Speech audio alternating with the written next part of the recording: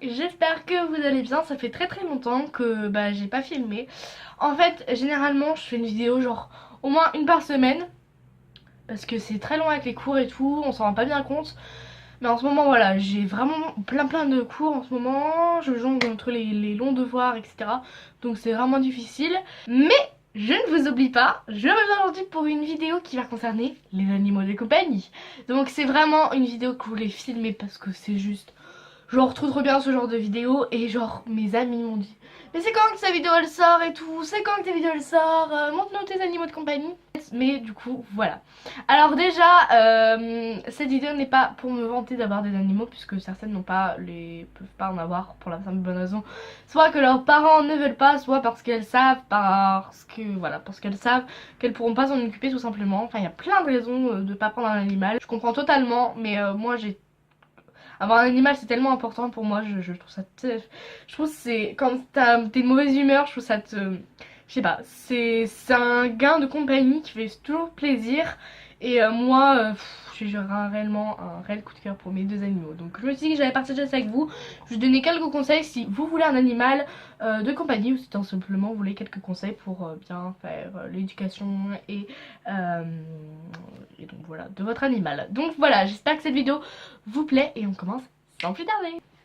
Alors, premier conseil, ça serait de prendre l'animal de votre choix. Donc un animal, ça peut être Jack Russell, ça peut être Shih Tzu croisé, ça peut être un York, ça peut être un Labrador, ça peut être un Golden Retriever, ça peut être n'importe quoi, même un bichon ou un coton de Telluard, genre n'importe quoi. Mais voilà, il faut choisir en fonction de vos goûts. Il faut vous renseigner avant de prendre un animal, pour la simple et bonne raison qu'un animal, si vous ne le connaissez pas, si vous savez que la race a certaines choses qui chassent énormément de base, qu'il a ça dans la peau, et que vous avez déjà des animaux comme le lapin ou des animaux comme ça risque de pas bien se passer. Je vous raconte pas après, mais bon, ça vous ferait trop peur. Mais donc voilà, prenez bien sûr un animal en fonction de ce que vous avez déjà et en fonction de ce que vous voulez, les critères de l'animal que vous voulez. Parce que je vais dire hop, je vois un lapin et hop je le prends. Non, il faut quand même y réfléchir, il faut quand même se dire voilà, c'est quand même un gain d'occupation, c'est quand même quelque chose voilà, qu'on doit aimer, qu'on doit s'occuper. Donc voilà, il faut faire en fonction de nos goûts. Par exemple, si vous prenez un labrador mais vous n'avez pas de terrain et vous savez que vous avez difficilement arrivez difficilement à sortir votre chien, ça ne sert à rien de prendre un labrador, ça ne sert même à rien de prendre un animal, pour la simple et bonne raison que vous ne bougez pas. Donc voilà, l'animal a besoin de sortir, besoin de s'occuper. Si vous savez que vous ne pouvez pas faire certaines choses, ben voilà, c'est tout simplement la simple et bonne raison voilà, un animal il faut bien s'en occuper. Bon après ça dépend, hein, parce qu'un hamster, voilà, enfin, à part lui donner à manger, à boire, voilà, lui faire un petit endroit pour lui plaire, voilà, il n'y a pas grand chose à faire pour un hamster, même un lapin ou quoi.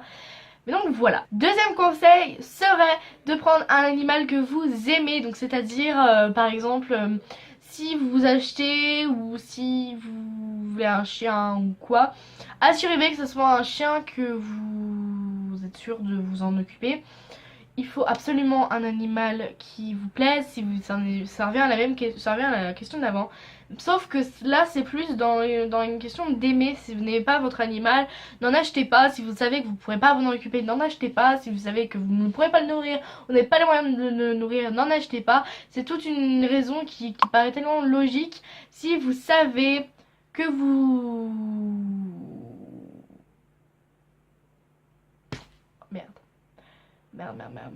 J'ai un message de Mathis que je pourrais vous donner avant de prendre un animal, c'est... Mais genre, je crois que c'est un des conseils les plus importants. Il faut vraiment... Mais genre, ça revient toujours aux mêmes questions. Mais... En fait, ce qu'il faut, c'est vraiment... Vous êtes vraiment sûr que vous avez le budget pour vous en occuper. Parce que moi, au départ, quand j'ai voulu un animal, je me dis... Ouais, mais ça coûte pas grand-chose. Puis après, je me dis... La nourriture non plus. Mais quand on fait bien le compte des jouets que vous achetez à votre animal, que vous aimez, que... Voilà, bref... Plus la nourriture, parce que certains animaux, voilà, s'ils veulent une bonne qualité de nourriture, si on lui donne une bonne qualité, la nourriture pour animaux est très chère. Sinon après il y a la niche aussi, il faut le sortir, la laisse, le collier. Et je vous dis ça, mais genre en tout le calcul c'est très cher. Après, si vous êtes sûr de pouvoir vous en occuper, de l'aimer, d'avoir le budget pour l'acheter, c'est vraiment, vous pouvez y aller. Même le prix du chien, personnellement certaines personnes l'ont à la SPA ou certaines personnes lui donnent une portée gratuite. Pour la simple et bonne raison que voilà, ils veulent pas les acheter tout simplement. Enfin, ils veulent pas les acheter. Ils veulent pas les vendre. Non. Ils veulent pas les vendre gratuits. Enfin, payants en fait, parce qu'ils veulent que ce soit totalement gratuit. Donc voilà. Donc voilà, vraiment le conseil ça serait ça. Donc voilà. Voilà. Le quatrième conseil, il me semble, c'est ça. Ouais, quatrième. C'est tout simplement d'être sûr que vous pouvez sortir le chien. Parce que voilà. Parce que certains ne peuvent pas le sortir. Parce que certaines ont, je sais pas, si vous êtes seul à la maison ou s'il y en a, ils veulent pas le sortir, etc. Le chien. Je vais pas dire qu'il va faire ses besoins à la maison, mais presque. Voilà, il faut vraiment le sortir le chien. Le plus souvent que possible, un animal a besoin de se défouler les papates, comme on dirait. Et surtout s'il n'y a pas de clôture et que voilà, vous le sortez dehors, prenez une laisse. Même s'il est bien, je vais pas dire, même s'il est bien élevé, il faut quand même un minimum, c'est-à-dire, voilà, il faut quand même la laisse. Vous allez me dire, mais un animal, s'il est bien élevé, s'il est bien au pied, etc., on peut le laisser sans laisse. Ouais, mais le jour où vous allez avoir un chien qui est à 3 mètres de lui et qui va commencer à gueuler, bah, le chien il va tracer, quoi, il va y aller, puis voilà, bref. Puis il va aller se défendre, enfin voilà. C'est tellement logique, un animal, il est pas exactement comme nous, il a pas la logique. S'il voit quelque chose qui lui attire l'attention, l'animal il fonce. Donc si vous êtes sûr de pas avoir d'accident avec un animal, etc., lâchez-le. Mais vraiment mon conseil serait de le laisser attaché.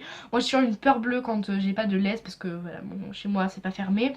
Enfin c'est pas fermé, il n'y a pas de clôture derrière chez moi. Donc du coup c'est vrai que c'est assez chiant parce que voilà, il y a seulement du grillage et le grillage passe autour. Enfin passer travers en fait parce que c'est un petit chien. Je vais pas dire qu'il est non plus minuscule, mais il est quand même assez petit. Voilà, c'est pas un labrador non plus, c'est pas un bichon non plus. C'est entre les deux et c'est vrai que mon chien pourrait passer, donc je prends pas ce risque là. La laisse ou les bonnes clôtures qui tiennent bien et qui ne sont pas ouvertes, donc voilà. Voilà, ça c'était plus pour chien. Parce que voilà, les jouets, etc. Ah, maintenant les chats, donc pour celles qui ont des chats. Les chats, le premier conseil que je peux vous donner, c'est...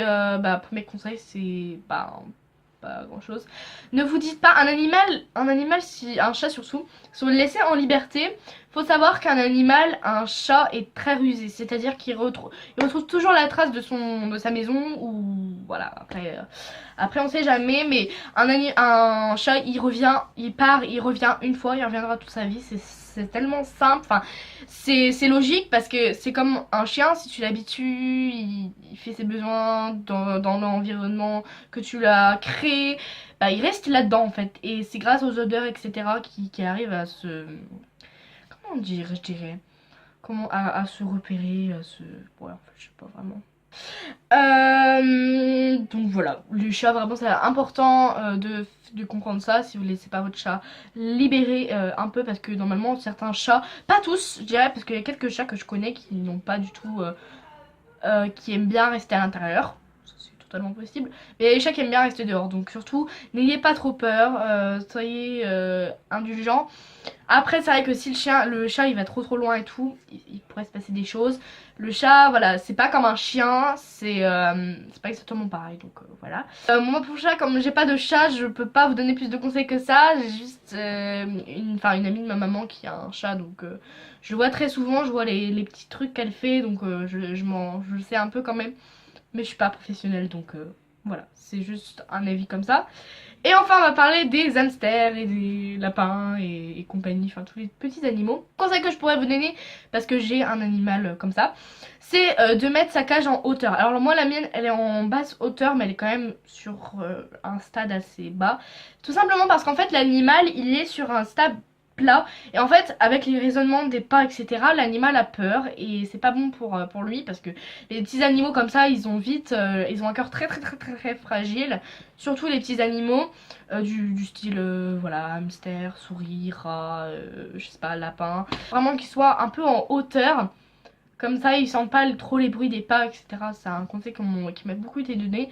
Et l'animal, au moins, quand il vous voit arriver, il voit qui c'est, il a l'habitude de vous voir. Parce que le jour où il va voir quelqu'un qu'il connaît pas, bah voilà. Comme tout animal, il va avoir peur. Comme tout animal, il va avoir peur. Dernier conseil, parce qu'en fait, je crois que je vous ai dit que c'était le dernier, mais c'est pas le dernier. Vraiment, le dernier conseil que je peux vous donner pour tous ces animaux ensemble. Il faut les aimer, faut lui faire des câlins, voilà, il faut bien s'en occuper. Moi, c'est vraiment un réel conseil. Si vous n'aimez pas vos animaux, ils le ressentent et voilà. Donc voilà, j'espère que cette vidéo t'a plu. Tu peux t'abonner encore une fois. Gros bisous, je vous dis à la semaine prochaine pour une nouvelle vidéo, j'espère. Bye!